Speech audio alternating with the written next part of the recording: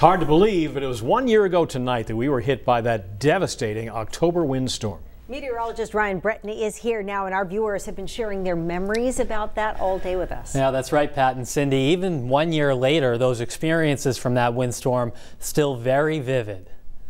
50 miles an hour, a sideways drive to it. You can see every once in a while we get a gust like that. From the beginning, it was clear this would not be a run-of-the-mill storm. This is one of those rare cases where we're flipping into storm center mode for a wind event because we already have about 100,000 outages. But the impact far greater than anyone anticipated. This has done a lot of damage to the system. The numbers are worse than what we saw for the ice storm of 1998. We do expect this recovery is going to take several days. For some Mainers, several days of no electricity, hot water, and heat turning into more than a week from this fast-hitting storm that created long-lasting problems. Just devastation. A lot of structural damage. 1 year later, remembering its effects. Sarah tweeting, "I just bought my first house. The storm hit the next day. No power, no heat, and a foot of water in the basement.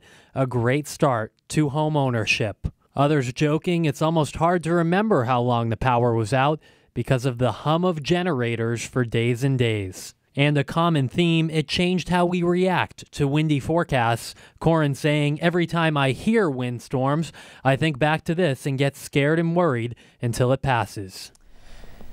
And this storm really showed how vulnerable our infrastructure and power grid is, and we'll be tested by wind gusts of that strength again at some point. The question really isn't if, but when. You're welcome to share your memories of the storm with us on our Facebook page, and we'll be reading through them over the next couple of days. There had to be some sense of deja vu on Saturday for a lot of people because the winds weren't as powerful as a year ago, but still making trouble. Yeah, and I think the difference, that was a perfect storm because we had a lot of rain before, if you remember. Right. Remember how those trees were uprooted, not snapped? Right. And then it was out of the south and east. So I think those are the things, like maybe we could get to 70 again and be half as bad. I'd be curious to see how many people bought generators after that and are better prepared. They probably got a quote for a generator and then decided it wasn't worth the trouble. That's what happens. It's like when we had the drought and everyone wanted a drilled well, and then we got rain and they're like, you know what, never mind, we're good.